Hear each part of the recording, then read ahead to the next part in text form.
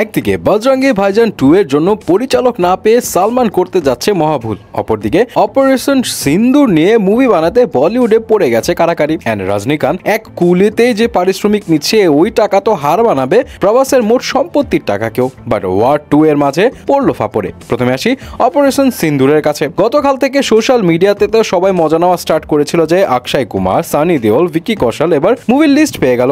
বলিউডে কয়েক বছরের মুভির জোগাড় হয়ে গেল এই অপারেশন সিন্দুর দিয়ে। এন্ড আসলে ভাই ক্ষতি যার হোক না হোক বলিউড কিন্তু পাক্কা সুযোগ সন্ধানী প্লেয়ার। বলিউড হাঙ্গামা রিপোর্টস বলছে এই অপারেশন সিন্দুর টাইটেলে মুভি বানানোর জন্য প্রডিউসার ডিরেক্টরদের হিরিক লেগে গেছে। টি সিরিজ থেকে শুরু করে জি স্টুডিও সবাই পিছে লেগেছে কার আগে এই টাইটেল কে রেজিস্টার করে রাখবে। এবার আসি সালমানের কাছে। সালমান খানের এখন ব্রেক নেওয়া উচিত, এই কথা অনেকে বললেও সালমান এই কথা শোনার মানুষ না। কারণ মিরর রিপোর্টস থেকে জানা গিয়েছিল সালমান নেক্সট 5 মাসের মধ্যে নতুন মুভিতে যুক্ত হতে যাচ্ছে। এন্ড শুরুর দিকে বাজ উঠেছিল সেই মুভিটা হবে খুব সম্ভবত বজরঙ্গি ভাইজান 2, বাট বিপাকে পড়েছে পরিচালক নিয়ে। সালমান খুব চাচ্ছিল এই সিকুয়েল পরিচালনা করুক কবির খান, কিন্তু কবির নাকি বলেছে বস সিকুয়েলের কাজ আমি করব না। এন্ড সালমানকে সে বাব্বার শের নামের অন্য একটা মুভির গল্প শুনেছে, বাট সালমান ওইটা করতে রাজি হয়নি। আবার পরিচালক কবির সিকুয়েলও করবে না। সবকিছু মিলে সালমান এখন প্রাধান্য দিচ্ছে 2020-এ গালওয়ান ভ্যালিতে ঘটে যাওয়া ইন্ডিয়ান সোলজার অ্যান্ড চাইনিজ সোলজারদের মধ্যে ঘটনা নিয়ে বানানো সিনেমাতে, যেটা ডিরেক্টর আবার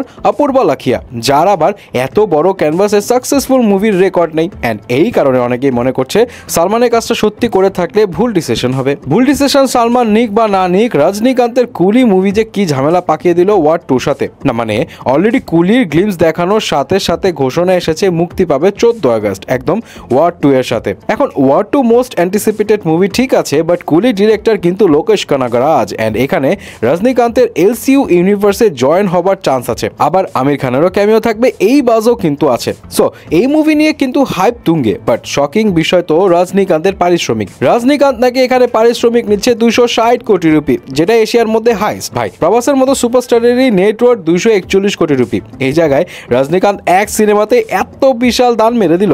আমির খানকে নিয়ে যখন কথা বলছি তখন আমির খানের সিতারে জমিন পর কিন্তু ইউটিউবে রিলিজ পেতে পারে। বলিউড হাঙ্গামা রিপোর্টস বলছে থিয়েটারে মুক্তি দেওয়ার 2 মাসের মাথায় আমির এই মুভি ইউটিউবে পার ভিউ সিস্টেম মানে কন্টেন্ট দেখার জন্য এককালীন একটা ফি নিয়ে এই মুভি আরো বেশি অডিয়েন্সের জন্য মুক্ত করবে। হ্যাঁ, যদি এটা সাকসেসফুল হয় তাহলে ওটিটি প্ল্যাটফর্মগুলোর সামনে কিন্তু ধরা খেয়ে যেতে পারে।